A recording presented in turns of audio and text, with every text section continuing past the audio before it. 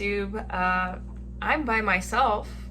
I saw a couple new movies this week.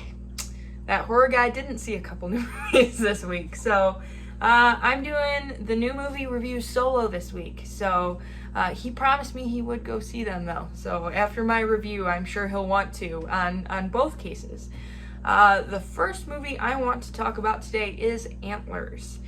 This is a movie that both him and I were very excited to see. It was on at the beginning of the year when we were planning out the new movies we wanted to see. It was probably one of the most anticipated ones. Antlers, it was released October 29th this year, directed by Scott Cooper, written by C. Henry Chase Lounge. I don't know. You know how I am with names. Nick Tosca and Scott Cooper, produced by Guillermo del Toro, David S. Goyer, and J. Miles Dale. We don't really have a budget on this. I tried to look several different places, in all the places we always look in the deep depths of the internet. I couldn't find a budget on this. If you know what the budget is, comment below, let me know. I personally couldn't find it. As of where it sits today, the box office is $7.5 million. Kind of consistent to where what horror movies have been doing, obviously the exception being the big one, Halloween Kills, but kind of consistent across the board as far as horror movies in this pandemic time we live in. As far as Rotten Tomatoes goes, we've got a 60% critic score and a 70% audience score. A little on the high side, and I'll tell you why I think that in a minute. But this movie follows a little boy who seems like he's on the poorer side of things. And how do you even describe this without giving it away? Teacher notices little boy doing some weird things, drawing some weird pictures, just not acting like a little boy his age should. As it turns out, they have a Wendigo problem. If you don't know what a Wendigo is, I highly recommend you looking up the origin of it before watching this movie if you decide to watch this movie, because it's just, they took the Wendigo story and completely turned it on its head.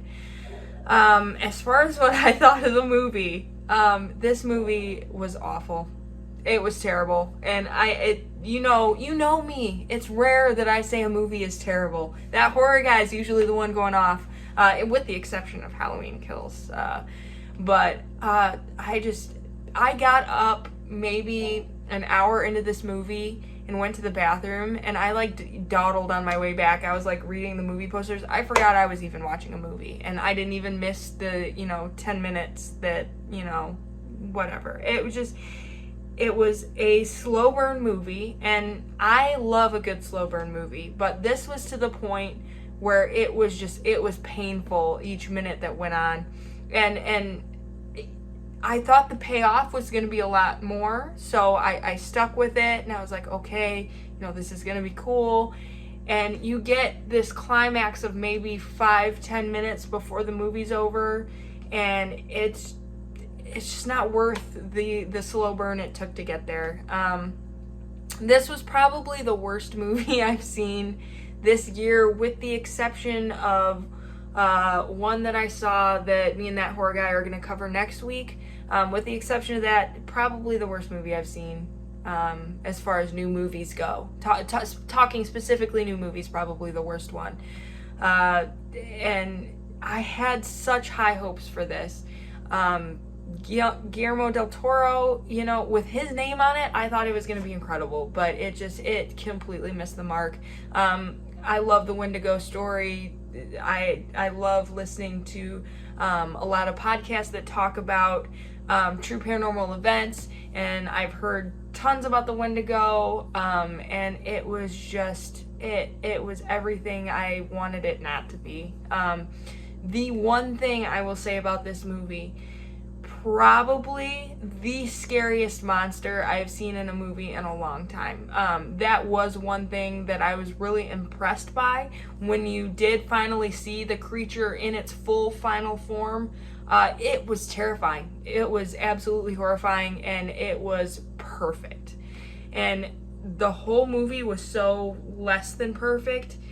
this is the one redeeming thing where I will say, you know, when this movie comes out, don't watch the whole movie, watch the last 15 minutes of this movie for that character, because he was, I will say character because it's someone that becomes something, I don't want to give it away, but just the detail that went into this creature, if I could find the budget, I know that's where that went, because it was, terrifying, just utterly horrifying in size, in shape, in just how disgusting this thing looked. I was like, thank God there's something fantastic about this movie. But yeah, I wouldn't recommend wasting your money to go see this in the theater. If you want to watch it, if you're interested in the lore behind this movie, you might enjoy, but not to the point where you gotta pay, you know, by the time you go to the movie, you want to bring someone else, you know, that's $25 and your drink costs $9. Don't spend all that. Wait until you can see it at home. But yeah, I wish I had better news for you, because we were all looking forward to this movie and it completely missed the mark. But if you've seen the movie, let us know. Comment down below. Again, no spoilers. As bad as a movie sucks, we still don't want any spoilers for the people that may want to watch it.